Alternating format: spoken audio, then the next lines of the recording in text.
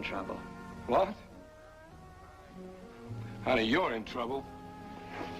How's that again? Who's the father? That too. Frank Sinatra called her the sexiest dancer I've ever seen. Elvis Presley couldn't keep his hands off her during filming. Now, 50 years later, Juliet Prowse's shocking love triangle is finally exposed. She wasn't just dating these two superstars, she was sleeping with both of them at the same time. Elvis and I had an affair, she finally admitted, before her death. But that wasn't her biggest secret. The truth about who she really loved, and the baby no one knew about, will make your jaw drop. Juliet Prowse was born on September 25, 1936, in Bombay, British India. Her father, Reginald Morley Prowse, was English with South African roots and worked as a traveling salesman. Her mother, Phyllis Thelma Dawn, was born in India but came from an English background. Bombay at the time was a busy colonial city under British rule. It was a place filled with different cultures, a growing economy, and a mix of traditions. But Juliet's life in India was short-lived. When she was just 3 years old, her father passed away. His death changed everything. With 2 young children to care for, Juliet's mother made a difficult decision. She moved the family to South Africa, searching for stability and support. They lived with relatives in Durban for a while before settling in Johannesburg. This city was growing fast, filled with new opportunities, but also divided by strict racial laws. For Juliet, the biggest change was not the place, but the new path that lay ahead. From a young age, she was drawn to movement. Her mother noticed it early and enrolled her in ballet classes when she was 4. What started as a simple activity quickly became something more. Juliet had a natural talent. Her instructors saw it right away. She moved with grace, learned quickly, and showed a deep connection to dance. It wasn't just about following steps. She could express emotion through movement in a way that set her apart. By the time she was 14, she had already reached an incredible milestone. She became one of the youngest members of Johannesburg's Festival Ballet Company. It was a prestigious group where only the best young dancers performed. She trained in classical ballets like Swan Lake, Coppelia, and Les Sylphides. Everything seemed to be moving in the right direction. She had the talent, the discipline, and the passion. But when she applied to the prestigious London Festival Ballet, Anton Dolan rejected her. At nearly 5 feet 8 inches tall, she was considered too tall for ballet. That rejection could have been the end of her career, but instead of giving up, she found another way forward. Show dancing welcomed performers with striking stage presence,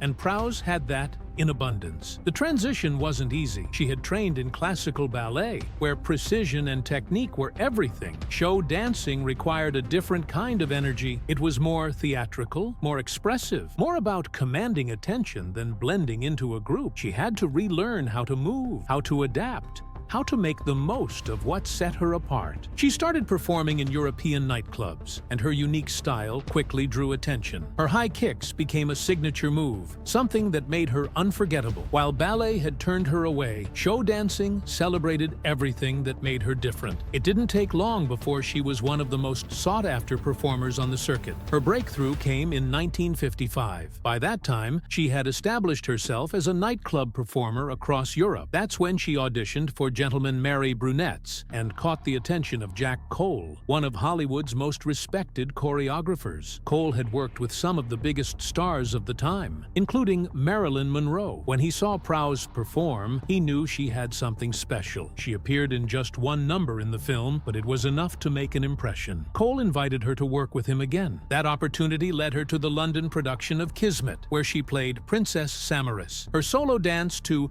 Not Since Nineveh became one of the show's biggest highlights. The production ran for 20 months, and Prowse's performance was a standout. By the time the show ended, she had proven herself as more than just a nightclub performer. She had become a true stage star. Hollywood was taking notice, and she was ready for the next step. But just when everything seemed to be going perfectly, she faced another challenge. While performing at Paris's famous La Nouvelle Eve nightclub, she suffered an ankle injury in a motor scooter accident. For a dancer, an injury like that could be career-ending. Every movement depended on strength and control. An injury to her ankle put everything she had worked for at risk. The recovery was difficult, but Prowse refused to let it stop her. She fought her way back, returning to La Nouvelle Eve with even more determination. The nightclub was the perfect place for her to reclaim her strength. It was known for bold and innovative performances, a setting where she could showcase her unique talent. Her comeback wasn't just about recovering physically, it was about proving that nothing could hold her back. Juliet Prowse's journey to Hollywood started with a twist of fate. In the late 1950s, she was performing as a nightclub dancer in Paris, unaware that her life was about to change. Among the audience one night was Hermes Pan, a top Hollywood choreographer known for working with stars like Fred Astaire. He was in Europe searching for fresh talent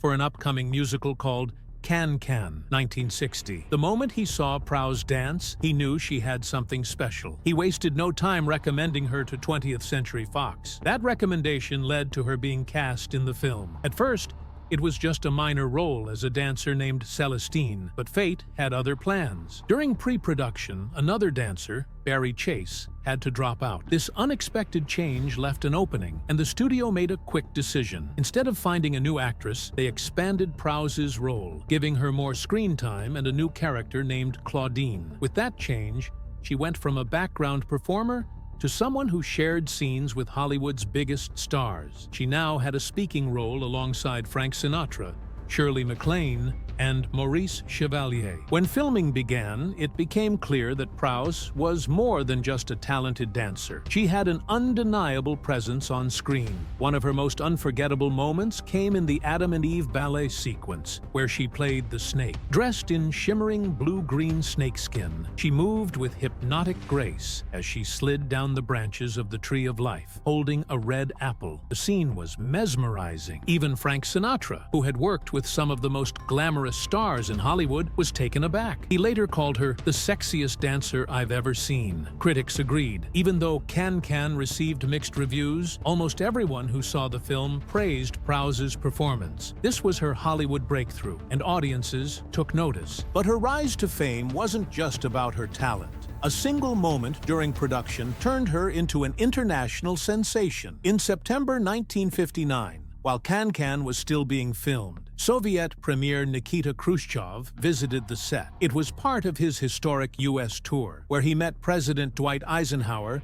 and explored American culture. As a gesture of goodwill, the film's producers invited him to watch a rehearsal of the Can-Can dance. It seemed like a simple idea: introduce one of the world's most powerful men to a classic piece of entertainment. But no one could have predicted what happened next. The performance featured high kicks, swirling skirts, and bold choreography that revealed glimpses of the dancers' undergarments. It was energetic and playful, but to Khrushchev, it was something else entirely. He sat through the rehearsal without showing much reaction, but later he made his feelings known. In a speech to the press, he called the performance lascivious, disgusting, and immoral. He declared that such a display had no place in Soviet society. His words made headlines around the world. Almost overnight, Can-Can became one of the most talked about films of the year. Photos of Juliet Prowse performing the dance were printed in newspapers across multiple countries. Some people criticized Khrushchev for overreacting. Others saw it as a clash between two different cultures. Either way, the controversy gave Prowse a level of fame that few newcomers could ever dream of. Looking back years later, she found the entire situation strange. During the performance, Khrushchev had seemed to enjoy the show, even clapping along at times. She never expected him to condemn it so harshly afterward. But whether he truly disapproved or was making a political statement, the result was the same. The world now knew her name. But it wasn't just Khrushchev's comments making headlines. Hollywood had a new sensation, and the tabloids couldn't get enough of her. She was young, beautiful, and incredibly talented. And then came the romance rumors. While filming Can-Can, Prowse and Frank Sinatra grew close, and soon, speculation about their relationship was everywhere. Sinatra was smitten. He featured her in 2 of his television specials, and by 1962, they were engaged. That same year,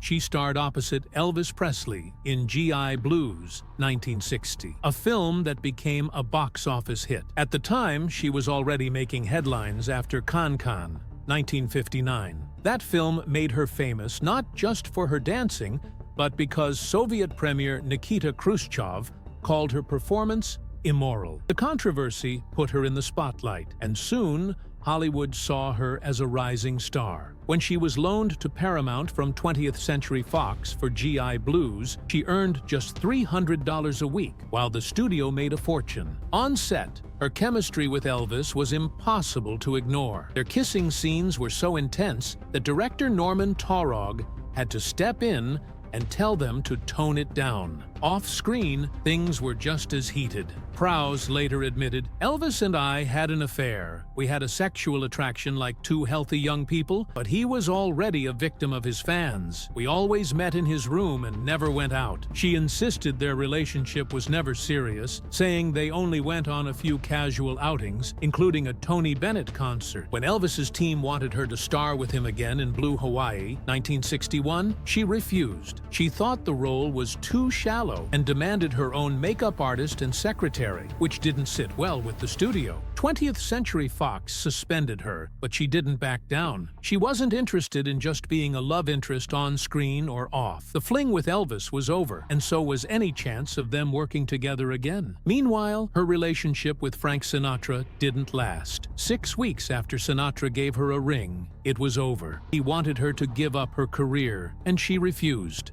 "Frank wants me to give up the business," she told columnist Hedda Hopper. "It's a bit of a problem for me." Prowse had spent years working toward stardom. She wasn't about to give it up, not even for Sinatra. Their breakup was friendly, but it revealed a bigger problem. Women in Hollywood weren't expected to be independent. They were supposed to fall in love, settle down, and step aside. Prowse wasn't willing to do that. Years later, she looked back on her time with Sinatra with mixed feelings. "I was as much flattered as I was in love," she admitted. She called him a complex man, full of charm, but difficult after a few drinks. Despite everything, Sinatra remained an important part of her life. Their story became one of Hollywood's great romances, but it was also proof that Prowse was different. She was a woman who made her own choices. When given the chance to be Mrs. Frank Sinatra, she said no. In an era when women were expected to choose between love and ambition, she chose herself. That decision shaped her life and cemented her legacy. Juliet Prowse had the talent and the charm to be a Hollywood star, but the industry never gave her the right opportunities. In 1961, she starred in The Fiercest Heart, a historical adventure set in 1837 South Africa. The film, co-starring Stuart Whitman, should have been a major step forward. Instead, it was just another routine production that did little for her career. That same year, she appeared alongside Debbie Reynolds in The Second Time Around, a comedy western where she played Rena Mitchell. The film had charm, and Reynolds was a big name, but Prowse's role was small and lacked depth. Again, her talent went underused. Her biggest challenge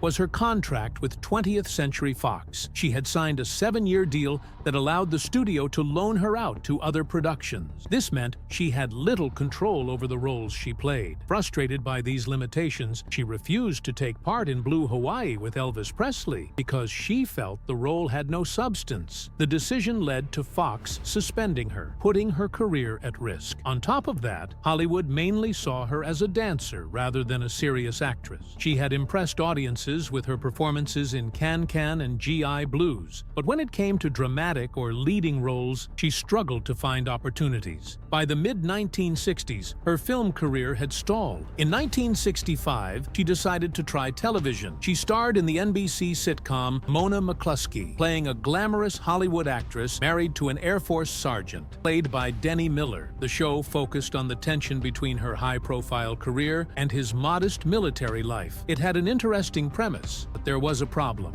It aired on Thursday nights against Peyton Place and CBS's Thursday Night Movie, two of the most popular programs at the time. The competition hurt its ratings. Behind the scenes, the show had strong backing. It was produced by George Burns and featured guest stars like Sal Mineo and Patrick Knowles. But even with those efforts, Mona McCluskey didn't last. It was canceled after one season on April 14, 1966. Prowse didn't let the setback bother her. She later said, "Things generally happen for the best. I never worry about what happens in my career because I can always do something else." That something else was theater. With fewer chances in film and television, Prowse turned to the stage. She starred in multiple productions of Sweet Charity, first in 1967 and again in 1971. Her performance as Charity Hope Valentine received high praise. She also took on leading roles in Kismet, performing in its London production, and Irma la Douce, which she played at various venues between 1963 and 1968. Juliet Prowse lived a life filled with passion, ambition, and challenges. Her career put her in the spotlight, but her personal life had its own twists and turns. She married twice, had a son,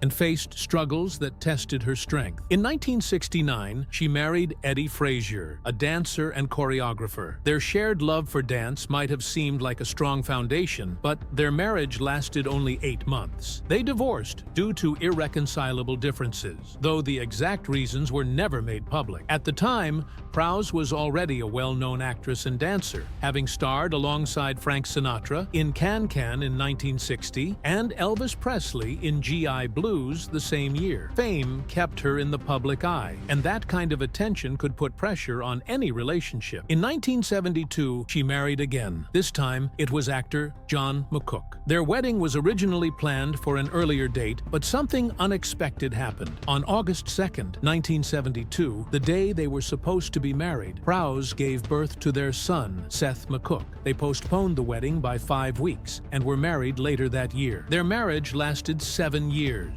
McCook later became famous for playing Eric Forrester on The Bold and the Beautiful. Prowse continued working as well, balancing motherhood with a career that kept her in demand. Even after their divorce in 1979, they remained connected through their son. McCook remarried and had 3 more children, giving Seth half-siblings. Meanwhile, Prowse stayed focused on raising Seth while continuing to perform. She starred in stage productions, headlined Las Vegas shows, and was named Entertainer of the Year. She was dedicated to her craft, even when life threw unexpected challenges her way. In September 1987, Juliet Prowse was preparing for Circus of the Stars, a show where celebrities performed daring circus acts. She had chosen to work with big cats instead of trying the trapeze, joking that she could lose an arm, but at least wouldn't break a leg. But during her 4th week of training at California State University, Northridge, things took a terrifying turn. She was working with 2 leopards and 3 panthers when an 80-pound leopard named Sheila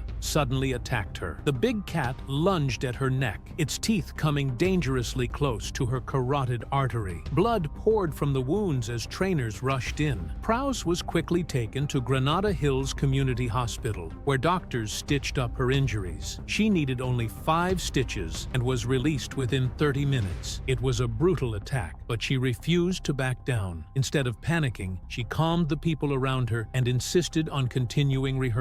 The attack was the first of its kind in Circus of the Stars history. The show had always been risky, but no one had ever been mauled before. Sheila's trainer later said that the leopard wasn't trying to kill Prowse. Big cats sometimes bite when they are playing or showing affection, but this playful bite had nearly been fatal. Most people would have walked away after an experience like that. But 2 months later, on December 2nd, 1987, Prowse was at NBC Studios in Burbank, rehearsing for The Tonight Show starring Johnny Carson. The segment was supposed to highlight her work with uncaged leopards. She stood with Sheila behind her. The big cat placed its front paws on her shoulders. Then, without warning, it struck again. Sheila bit Prowse's neck and ear, leaving deep wounds. This time, the injuries were much worse. She needed 30 stitches, far more than the first attack. Witnesses said the leopard reacted after Prowse moved her head slightly, a small movement that triggered the animal's instincts. People were stunned. The same leopard had attacked her twice, yet she had still agreed to work with it. Even after 2 brutal encounters, Prowse didn't blame Sheila or her trainers, but she knew she couldn't take another risk like this. She made a decision. She would never work with animals larger than an alley cat again. Juliet Prowse never stopped performing. Through the 1970s and 1980s, she remained a star in musical theater, taking on roles that proved her versatility as both an actress and a dancer. 2 of her most well-known performances during this time were Mame and The Pajama Game. She first played the title role in Mame during the late 1960s. The musical, based on Patrick Dennis's novel, told the story of a free-spirited woman who takes in her orphaned nephew. Prowse returned to to the role many times, including a major revival in the early 1990s. By then, she had more life experience and felt a deeper connection to the character. As a mother, she understood Mame's emotional journey in a way she hadn't before. Songs like If He Walked Into My Life took on new meaning. Directed by John Boab, who had worked with her years earlier, the revival showed how much she had grown as a performer. Then came The Pajama Game. In 1973, Prowse took on the leading role in a production that required strong comedic timing and complex dance routines. With her professional dance background, she made it look easy. Audiences loved her energy, and critics praised her performance. She didn't stop there. She starred in other musicals like Sweet Charity and Irma la Douce, proving again and again that she could take on any role. During this time, she also became one of the biggest stars in Las Vegas. She headlined shows that mixed dance, music, and comedy, performing at some of the city's most famous venues. Her success led to major recognition, including the title of Las Vegas Performer of the Year. She had a way of connecting with audiences that made every performance special. Prowse was also a regular on television. Throughout the late 1970s and 1980s, she appeared in variety shows and popular TV specials. Between 1979 and 1984, she guest starred in multiple episodes of The Love Boat, playing characters like Samantha Bricker and Faye Marsh. The show was known for its celebrity guest stars, and Prowse was a favorite. She also worked with legendary entertainers like Bob Hope and Perry Como. In 1962, she joined Lucille Ball and Bing Crosby for The Bob Hope Show, performing in comedy sketches and musical numbers. Audiences loved her charm and stage presence, and she remained a popular guest on variety shows well into the 1980s. During the mid-1980s and early 1990s, she even hosted PBS's Championship Ballroom Dance Competition, using her expertise to bring more attention to ballroom dance. But one of the most powerful moments of her career came in 1995.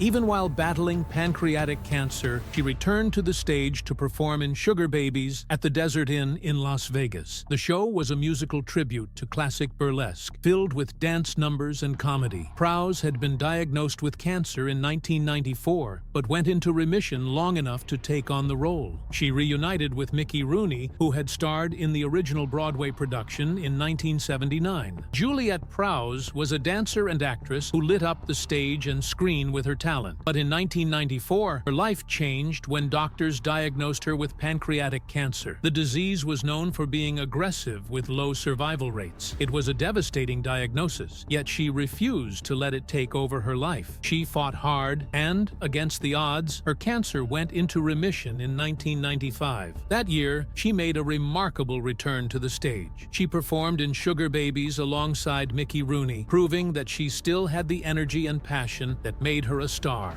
Pancreatic cancer drains the body, causing pain, weight loss, and exhaustion, yet she kept going. Her love for performing was stronger than the illness. She gave her fans one last chance to see her in action before the disease came back stronger than before. In 1996, her cancer returned aggressively. This time, there was no recovery. Her health declined quickly, and on September 14, 1996, she passed away at her home in Holmby Hills, Los Angeles. She was just 11 days away from turning 60. It was a heartbreaking end for someone who had spent her life moving with such grace and strength. Her passing marked the end of a 4-decade career. She had danced with Frank Sinatra in Can-Can and starred opposite Elvis Presley in GI Blues. She had shined on television and on stage, but beyond her fame, she was a mother, a daughter, and a loved one. She was survived by her son, Seth McCook, who was born on August 2, 1972. She had him with actor John McCook, whom she divorced in 1979. Despite their separation, John remained an important part of Seth's life. Prowse was also survived by her mother, her brother, and her longtime companion, B.J. Allen. They stood by her side during her final years, offering support and love. A private memorial was held in her honor, giving those closest to her a moment to say goodbye.